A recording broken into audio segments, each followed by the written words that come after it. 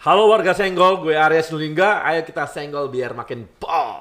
Habis itu beliau bilang Garuda, ya saya terima lah. Dan di jalan ya buka-buka, terus mulai garu-garu kepala. Garu kepala. Ini masalah, ini kayak orang yang kekurangan masalah dalam hidupnya, cari masalah. Cari masalah baru gitu ya. Saya ngopi aja udah gak ada waktu. Gak pernah lihat satu tetes pun Niat. niatan untuk ini dipilotkan. Kayaknya asik juga jadi pilot. Apalagi kemudian dilihat sekolahnya nggak lama gitu kan. Oh, karena sekolahnya nggak lama? Nggak lama. Saya kan nggak terlalu seneng sekolah dulu. Nggak kayak Bang Arya kan seneng sekali sekolah. Orang Indonesia gila memang sih. Maksud saya gilanya itu keinginan untuk bergerak, keinginan untuk traveling itu tinggi sekali. Perkawinan itu managing ekspektasi. Oh. Nah setelah lewat masa waktu. Biasa kan? Hah? Biasa nggak? Enggak, saya mana ngasih tahu. Saya juga tanya malah. Iya kan? Kalau saya biasa bayarnya konstan. Dipakai nggak dipakai kita bayar. Oh. Itu suami iya, istri. Kalau iya. Om Arya nggak tahu saya. Saya ngomong pesawat ini. Oh pesawat. Oh pesawat.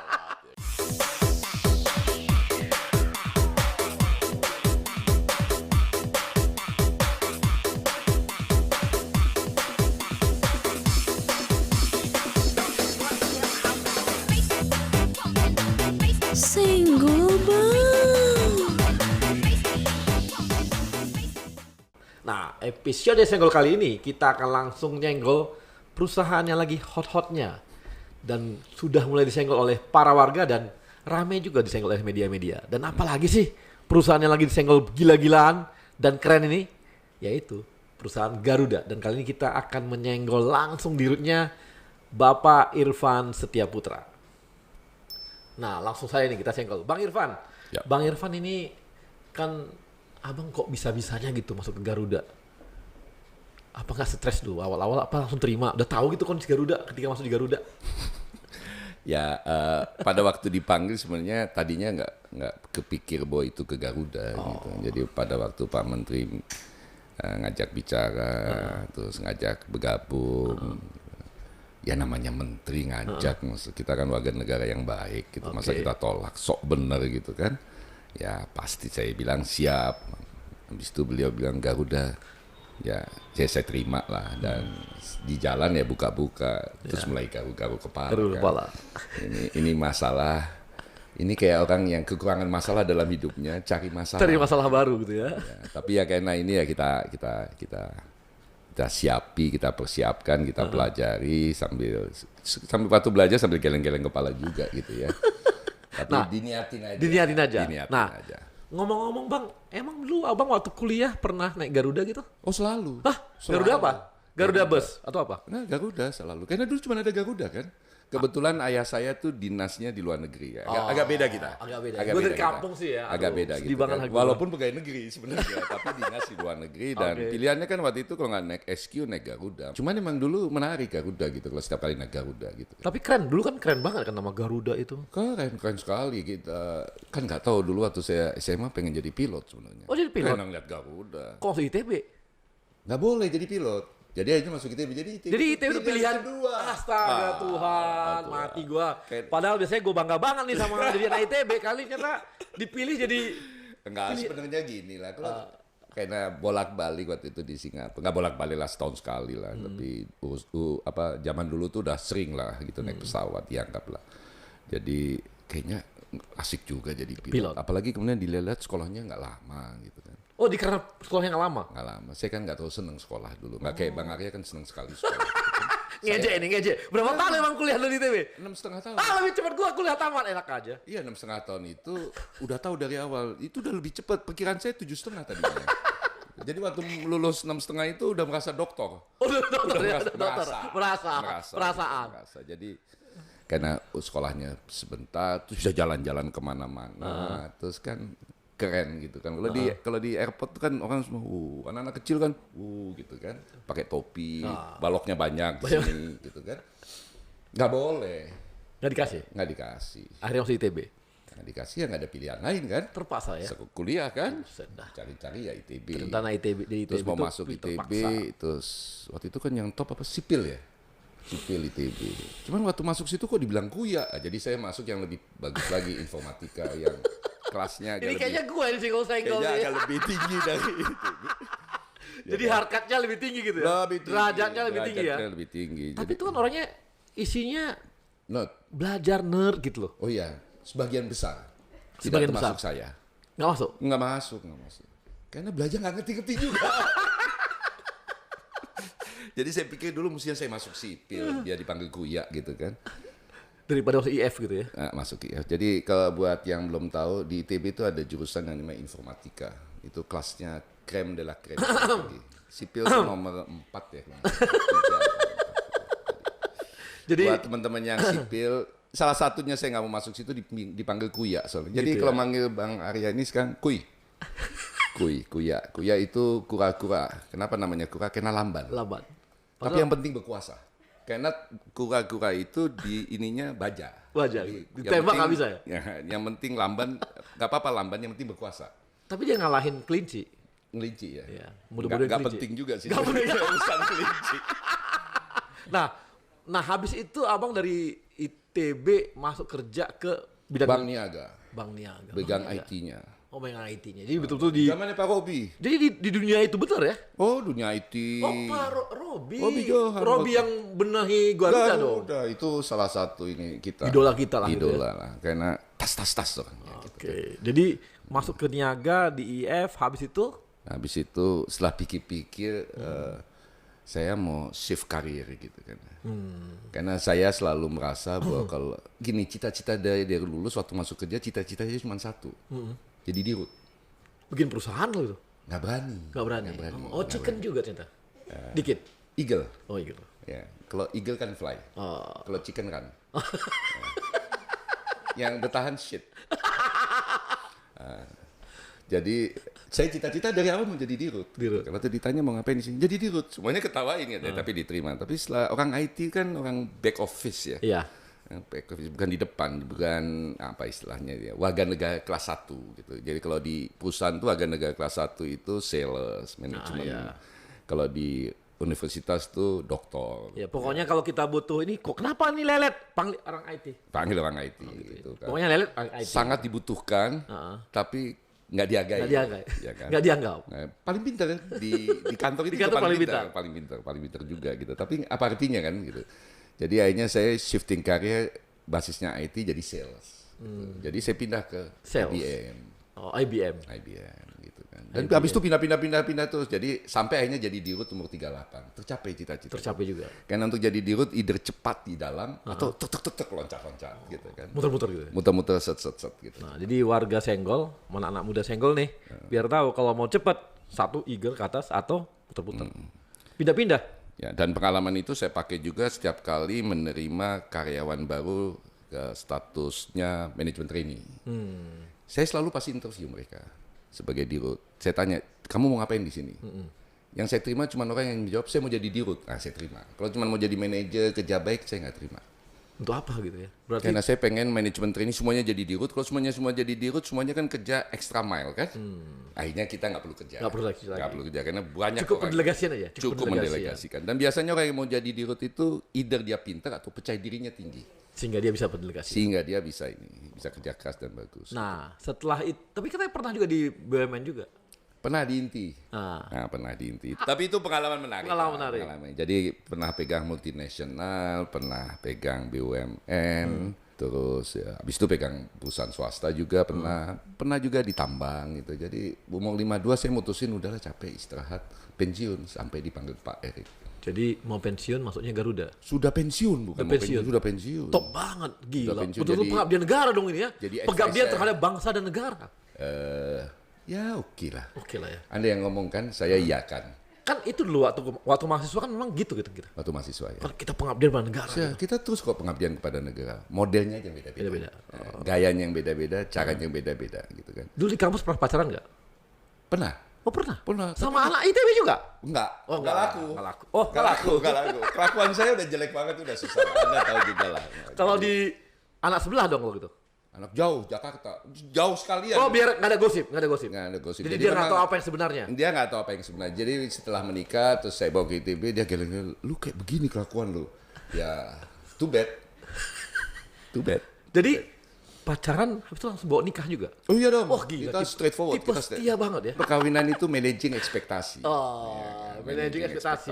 Jadi Jadi saya udah 31 tahun loh menikah. ya mudah-mudahan biar tahu nih. Jadi menikah itu adalah managing ekspektasi. Ekspektasi. Kita manage aja ekspektasi masing-masing. Jadi managing ekspektasi ya. Nah, kalau Aspeknya kemudian sendiri di-manage lihat ya. teman-teman ada yang nakal-nakal keluar itu sebenarnya klasifikasi teman-teman saya yang incapable of managing ekspektasi. Oh. Jadi ini soal capability. Atau aja. jangan-jangan dia banyak memanage ekspektasi. Ah, nggak bisa itu. Oh nggak bisa. Anda nggak bisa manage ekspektasi di mana-mana. Minum. Loh, siapa hostnya? Ini bukan, ini jawaban karena kayak mulai gugup ini karena managing ekspektasi banyak. Oke, warga Senggol kita akan kembali setelah yang satu ini.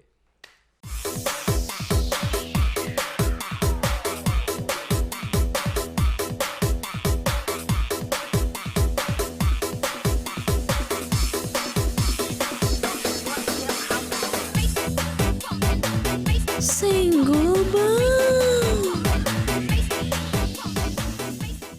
Warga Senggol kita kembali lagi.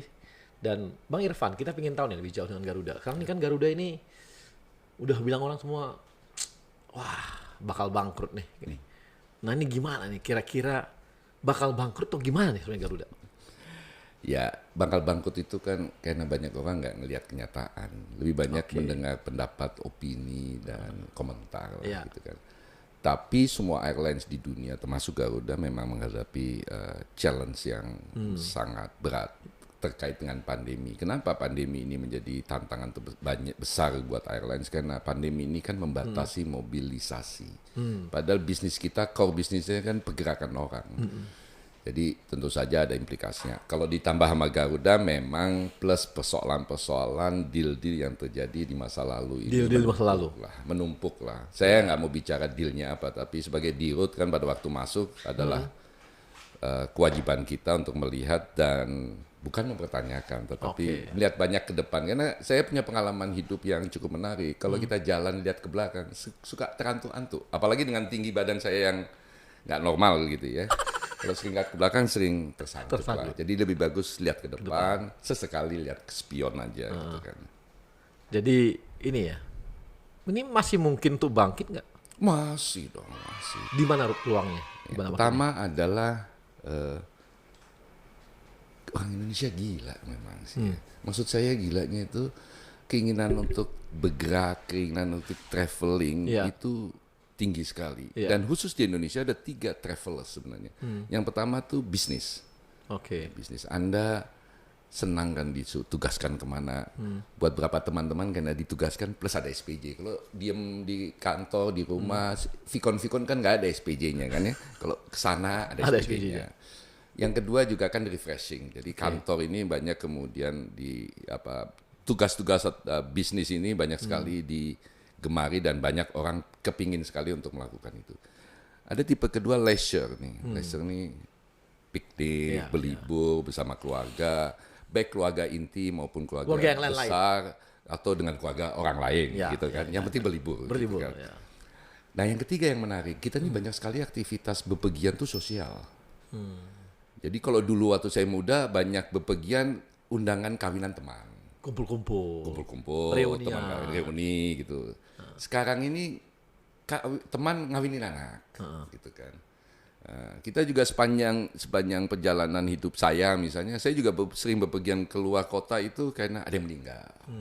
Gitu kan. Belum sekarang atau biasanya kalau menjelang pemilu ya biasanya seperti Bang Arya ini kan aktif politikus dulu kan ya. Dulu politikus.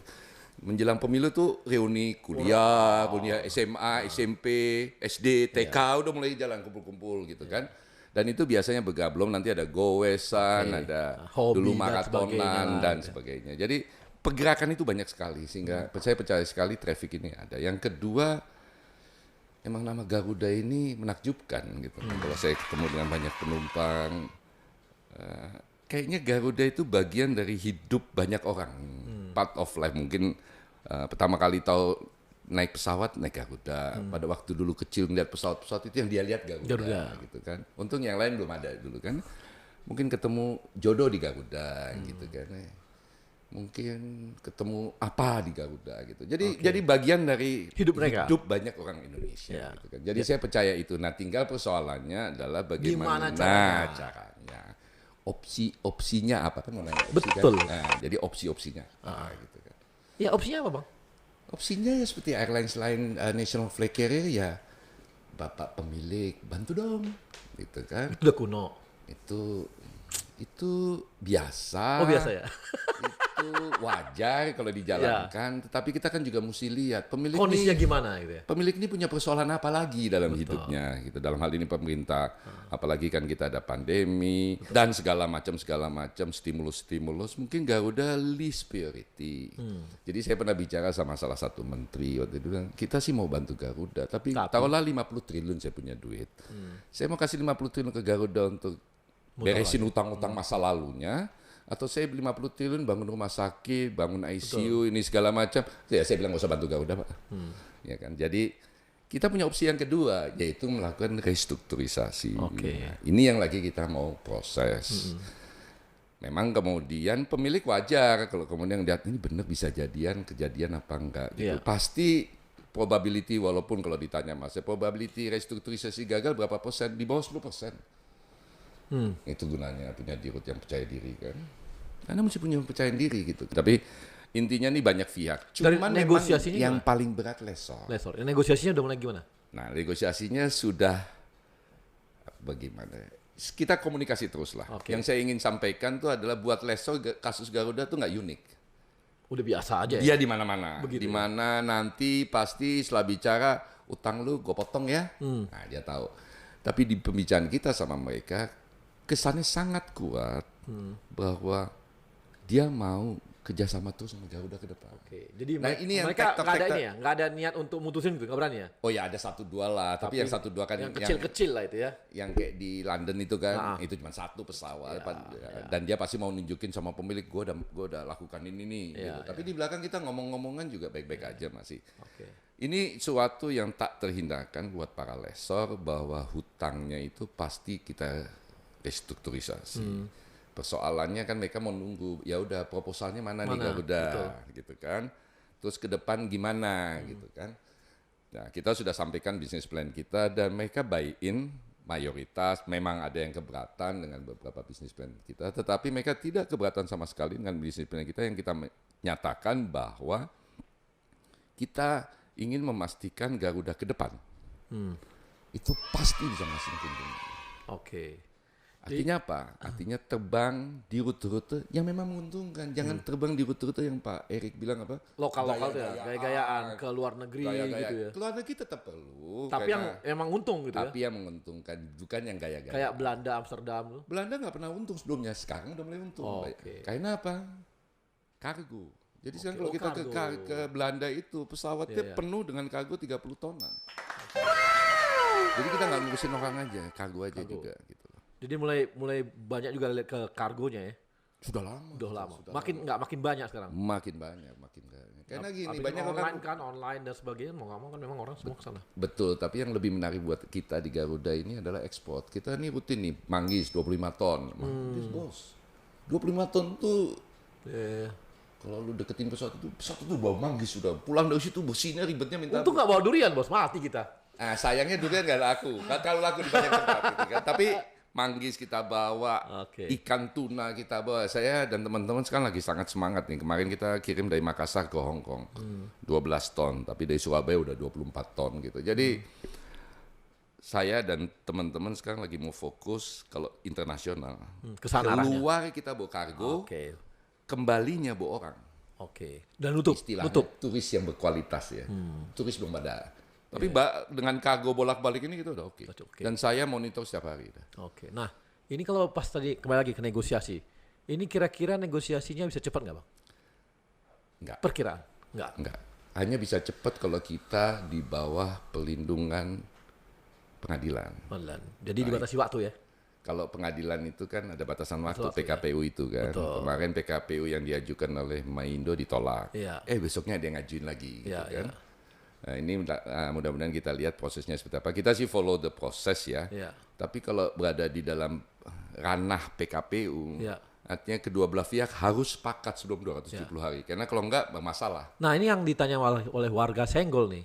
Nanti negosiasinya ini Bang, apakah bisa menormalkan sewanya Garuda? Jadi kayak pesawat-pesawat yang lain. Jadi nggak dibilang lagi sebagai penyewa pesawat paling mahal di dunia. Harus, ya malu-maluin. Itu kan bagian kita. dari sewa itu ya, Iya negosiasinya. dong. Dealnya begitu. Dealnya Jadi begitu. deal kita sama mereka itu adalah utang masa lalu. Oke. Terus 1-2 tahun ke depan istilah kita PBH. PBH itu karena kan kondisi masih pandemi, Ya. ya kan? Ya, PBH lu itu paham lah lu kondisi paham kita, lah. gitu Jadi ya. kita hanya bayar kalau pesawat diterbangkan.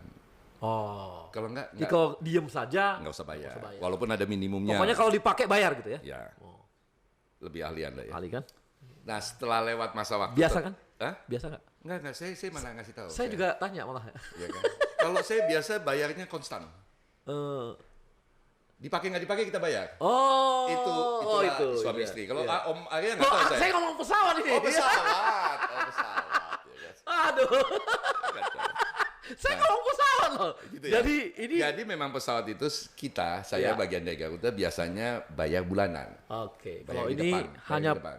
pakai baru bayar. Pakai kalau baru ini bayar. Pakai baru bayar, tapi jangan juga lu nggak pakai juga. Jadi Ya, ada ya, minimumnya. ya. Nah itu kemungkinan besar 1 ton lebih. Kayak kalau ini ada minum garansinya lah gitu ya. Ya. Oke. Itu kalau kita bayar minimum itu harganya berapa puluh persen drop dibandingkan harga yang kita pakai sekarang. Tapi yang penyewaan yang lama tetap dibayar atau negosiasikan lagi? Nah, penyewaan yang lama sampai tanggal kita ketok palu misalnya kan dianggap adalah debt utang kan. Iya. Nah, ini yang kita omongin.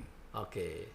Saya bayar semuanya, saya bayar semuanya dengan dicicil atau saya potong. Oke. Gue bayar segini aja, lu mau Ya, nggak? ya, Gitu ya. kan? Iya, iya. Kalau dia mau, terus nanti Boleh juga ya bayar berapa tahun ke depan tapi nggak ada bunganya gitu ya. Bisa juga kan? Bisa. Bisa, Tetapi kan setuju. itu bukunya jadi nggak sehat.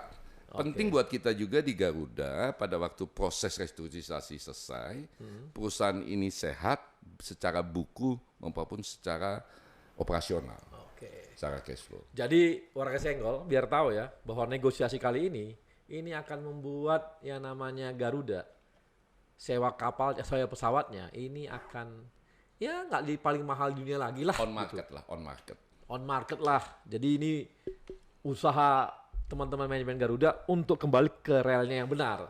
Kembali ke jalan yang benar gitu loh. Tobat boy, tobat. Udah bertahun-tahun nggak tobat-tobat nih Garuda. Yuk warga Senggol kita kembali lagi setelah yang satu ini.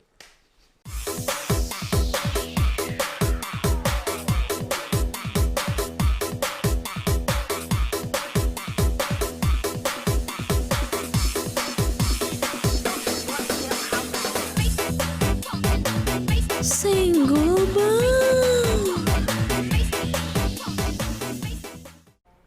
Ya, warga Senggol jadi jelas ya bahwa ini sekarang kita jalannya Garuda lah jalannya menuju pertobatan massal. Seru juga sebenarnya, pertobatan massal. Jadi ini menobatkan Garuda kembali ke relnya, kembali ke fitrahnya untuk menjadi airline yang benar. Oh, seru juga dari Bang Irfan. Nah, tapi Bang untuk pertobatan seperti ini kan butuh konsolidasi Bang. Ya. Artinya internalnya harus kompak, semua harus satu jalur nih. Ya. Tapi kemarin kami dengar ada kerikil-kerikil kecil gitu ya. Yang saya juga terkejut. Biasanya mereka diam-diam aja. Kali ini kok ada kerikil. Apa Bang Irfan nggak ngasih minuman untuk mereka? Loh, Jadi gini. Mesti aqua Bang, aqua. Aqua. Jadi gini. Saya dan direksi kita nih setiap bulan hampir setiap bulan kita bikin sharing session. Oke. Sharing. Kebetulan beruntung karena pandemi ini yang hadir bisa 1.000 lebih gitu Iya. ya kan. Jadi ya kita sampaikan apa yang kita sedang lakukan, situasi perusahaan seperti apa dan segala macam. Dan kita juga buka tanya jawab. Awal-awalnya yang tanya anonimus saya jawab juga gitu kan ya. Dan dari awal saya sudah katakan sama teman-teman pada waktu masuk di Garuda, saya ini orang yang sangat percaya soal perbedaan pendapat. Karena perbedaan pendapat itu kan karunia gitu kan. Dan itu memperkaya proses pengambilan keputusan kita ke depannya gitu kan. So buat saya sih apa yang Bang Arya bilang tadi itu kerikil ini segala macam. Buat saya sih sebuah perbedaan pendapat. Oke. Gitu. Sebatas itu perbedaan pendapat, ya kan. Tapi tentu saja kita juga dan saya juga berharap bahwa energi yang kita miliki yang terbatas ini dan waktu yang nggak lama yang kita miliki, karena ini kan kalau nggak selesai negosiasi Ya, ini kan utang jalan naik terus gitu kan. Dan mungkin yang pengutang ini udah lelah, terutama lessor. Problem kita gini, Bang. Kita ini bukan pabrik, di mana kalau pengutang marah terus dia kabur, kita masih bisa beroperasi. Kalau kita ini alat produksi kita. Ya, kalau marah dia diambilnya pesawatnya ya. Pesawat dan itu sewa. Begitu dia ambil, the next day, hari besoknya kita mungkin tidak ada masalah dengan perusahaan, tapi kita tidak punya alat produksi, Selesai. sehingga secara de facto kita selesai kan. Nah ini yang kecepatan jadi waktu, energi yang terbatas, perdebatan terus kita buka. Tetapi kan siapa tahu di sini ada yang pemiliknya omnya, tetangganya, dan segala macam. Dan kalau kita as a tim sama-sama garap Ngerjainnya. itu, yakinkan para kreditur Selesai itu, gitu ya. kan lebih enak. Saya juga tidak, kalau misalnya suatu hari berhasil, saya juga tidak ingin klaim ini keberhasilan saya, ini keberhasilan tim gitu kan. Dan ini Anda tahu di root bisa diganti kapanpun kan. Tapi tim di sini kan akan be here forever gitu. Keinginan kita adalah bikin sebuah perusahaan ke depan yang memastikan profit setiap saat dan memastikan layanan ke publik yang terbaik sambil tentu saja menjaga hitah kita sebagai national flag carrier. Karena namanya Garuda Indonesia. Garuda itu nggak ada burung Emprit tuh. Merpati. Oh bukan merpati, jangan merpati. Burung apa? burung. Tapi Garuda itu kan secara fisik nggak ada. Iya, Yang ada kan di toko pewayangan. Tapi itu kan betul. besar, Garuda nggak ada. megah gitu dan representasi dari bangsa kita. Di Garuda Indonesia kan ada tulisan Bhinneka Tunggal Ika sebenarnya. Gitu Bang. Jadi ya biasa. Mungkin butuh perhatian. Ada si ini di situ. Ngajak tuh. ngopi Bang kali mungkin ngopi-ngopi gitu. Saya ngopi aja udah nggak ada waktu. Gitu kan. Atau karena gini kali Bang. Gimana? Abang itu kan orangnya kalau saya udah kebayang nih. Kalau ketemu orang nerangin, habis itu jelasin, kadang bercanda, Kelepasan ngomong. baru kelepasan ngomong. Wah, diambil, dikutip gitu ya, di-quote gitu kan. Wah, ternyata begini gitu. Padahal dia nggak tahu tuh bahwa itu bercanda. Nggak apa-apa. Atau dia karena itu tadi dia mungkin nggak tahu kalau saya bercanda kali. Nggak tahu juga. Makanya ngopi-ngopi, Bang. Setahu saya ketemu sama dia bercanda terus, ketemu sama teman-teman itu bercanda Bercanda terus. terus. Malah saya jarang bercanda, mereka yang bercandain saya. Nggak apa-apa juga gitu kan. Iya, ya. Nggak gini, Anda karyawan, Anda Iya. dirut, Anda Iya. anggota apa, serikat, asosiasi apa, buat saya nggak ada masalah. At the end of the day kita kan duduk, kita kan satu kepala. Iya, karena gini Bang, saya kan ke daerah-daerah ya. Daerah-daerah itu mereka itu tough banget gitu. Mereka bilang apapun Bang, walaupun kami tahu kondisi, kami akan tarung habis-habisan, habis-habisan. Dan kami nggak peduli nih. Sekarang nih kami maunya kami hanya dengan bersatu nih kami bisa Betul. selesaikan masalah kami gitu. Ini yang di daerah-daerah. Jangan-jangan di daerah-daerah jangan ngopi kok lebih ngerti daripada di Jakarta ya. Nggak tahu juga aku ya. Ini analisa yang perlu berpanjangan, tapi gini sih Bang. Saya Aku bercanda terbuka doang aja. nih, bercanda. Saya sih terbuka aja, mau ada motif atau tidak ada motif, mau ini. Saya sih terbuka aja, silakan. Dan Bang Ayel ya juga, saya juga nggak komen apa-apa, baik itu yang ada di media mainstream maupun di non mainstream, medsos, IG, siapa. Makanya saya pernah sekali saya ngomong di salah satu WhatsApp group yang kebetulan banyak para senior dunia penerbangan, saya katakan saya ini senang-senang aja kok. Senang-senang aja mendengar komentar wartawan, politikus, komentator airlines, mantan menteri yang mau jadi menteri, monggo aja gitu. Kan negara demokrasi, kita kan pejuang itu dari dulu kan. Kan nggak bisa diam kau, nggak boleh dong, itu kan hak orang gitu. Cuman memang hari ini saya mau fokus ke restrukturisasi. Oke, di fokus sana Bang ya. Anda mau buka aib saya, Terserah. nggak peduli saya. Gitu ya. Nggak peduli saya. Saya orang yang penuh juga dengan aib, sama kayak Bang Arya juga. Kita santai aja menghadapi aib. Yang penting kita mengakui kehilafan masa lalu kita. Aib kita tuh jadi bagian dari ya gitu loh Bang. Yalah pokoknya lah, gitu pokoknya kan. Ya sudah lah. Nanti takutnya salah ngomong. Tapi kan kita semua punya aib, teman-teman penonton juga. Ngapain dibuka? Tapi kalau Anda mau buka, saya juga nggak punya masalah. Nyontek dulu waktu kuliah, gitu Dan kan. nggak substansif masalahnya. Dengan kondisi Garuda saat ini, kami kan mikirnya gitu Bang. Ini kan kondisi Garuda saat ini perlu soliditas, perlu pertarungan betul. Ini kok terlalu sepele gitu. Ya, atau mau Bukannya kita mengabaikan. mungkin beberapa teman-teman berpikir kalau Irfan tuh nggak cocok di sini. Mungkin si ini yang cocok. Mau digeser gitu.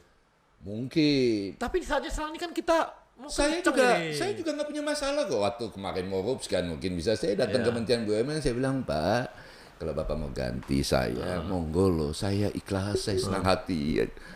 Ya jawabnya enak aja loh gitu kan. Ya iya dong. Ya. Udah kecebur ini. Maksud saya nggak pernah in my positions to hold this position, nggak gitu kan. Jadi kalau ada teman-teman yang nggak suka dengan policy saya, ini saya mari kita omongin, mungkin saya salah, tapi mari kita berdebat. Tapi saya kan punya tanggung jawab. Nah, sebentar Bang, sedikit sebelum kita mau selesai nih. Kalau urusan pelita Abang tahu nggak? Tahu. Wah, itu gimana urusan pelita Bang? Dikit aja, dikit. Gini, pemegang saham Iya. Garuda itu melakukan segala macam upaya untuk memastikan restrukturisasi Garuda ini berhasil. Iya. Pemegang saham. Iya. Kebetulan pemegang saham Garuda ini QQ pemerintah. Iya. Pemerintah ini kan punya juga kewajiban lain. Iya. Salah satunya adalah bila ini gagal. Bila seperti saya bilang, walaupun menurut saya tadi single digit mungkin 0, bila kan pemerintah pada posisi harus punya flag carrier. Iya. Jadi idenya merpati pelita monggo. Mau bikin lagi monggo, itu haknya pemerintah. Masa manajemen mempertanyakan pemegang saham kan? Saya nggak ngelihat sama sekali bahwa mereka tidak percaya, saya nggak ngelihat sama sekali bahwa mereka berniat mempilotkan seperti diputar balikin oleh media. Nggak ada sama sekali gitu kan. Tapi itu wajar. Jaga-jaga. Jaga-jaga. Daripada diambil yang lain? Mungkin bukan daripada nanti jadi isu politik juga. Udah Garuda ini mana national flag carrier kita pembela beda. Anda tahu politik lah, implikasinya. Saya kadang-kadang mikirnya nggak mikir politik Bang, mikirnya ini. Jadi saya katakan ini, saya juga nggak melihat setetes pun indikasi bahwa ini memang mau dibikin susah dan ngidupin pelita. Ya. Bang, ngidupin pelita tuh untuk menjadi sebesar sama Garuda itu butuh waktu. banyak effort, duit yang banyak sekali. Ya. Dan satu yang nggak bisa pelita gantikan, brand kita gila. Brand kita gila. Nah, saya mau tanya Bang, agak nakal nih pertanyaannya. Bukan yang tadi udah nakal, belum? Belum sih. Oh, belum. belum. Kalau misalnya brandnya nyatu nggak sama PT-nya? Atau bikin PT bisa aja ganti-ganti, brandnya tetap Garuda? Bisa aja. Anda mau begitu apapun Anda bisa. Ya terserah aja. mereka lah itu ya. Bisa Tapi diatur kan ya? di balik ini semuanya. Ada orang-orangnya. Bukan, yang penting di balik ini semua nawaitunya itu apa. Oke. Iya kan. Dan saya nggak ngelihat sama sekali ya. Sorry ya kalau Anda mau coba mancing-mancing saya, sorry nggak kepancing walaupun Anda orangnya sana gitu kan. Jangan coba-coba mancing gitu kan. Tapi saya nggak ngelihat satu tes. Saya berulang kali nggak pernah lihat satu tetes pun niatan untuk ini dipilotkan. 70 triliun atau berapa puluh triliun pun itu memang masalah. Tapi bukan. Dan lihat dong gesturnya Pak Jokowi kemarin waktu naik pesawat Garuda mau pergi kan. Lihat dong gesturnya. Dalam kondisi gini malah beliau naik Garuda. Beliau kan orang Jawa, Solo. Ya kan. Nggak semua yang dia mau itu Tanda-tanda diungkapkan. Simbol-simbol. Dan bangsa ini bangsa simbol. Saya nggak ngerti ini bangsa simbol. Tapi simbol ini dilempar masih ada orang ngeyel bilangnya mau dipilotkan. Balik lagi kalau udah begitu saya tersenyum aja. Mendingan kerja. Ya, warga Senggol, jelas ya bahwa ini yang penting kerja.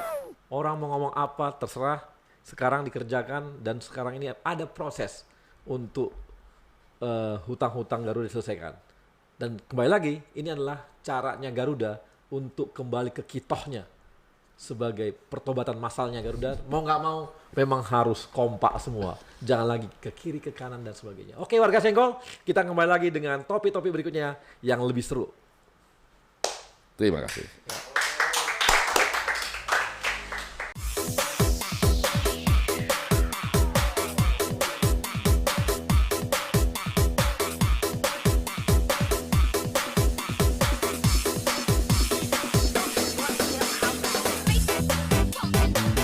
Sing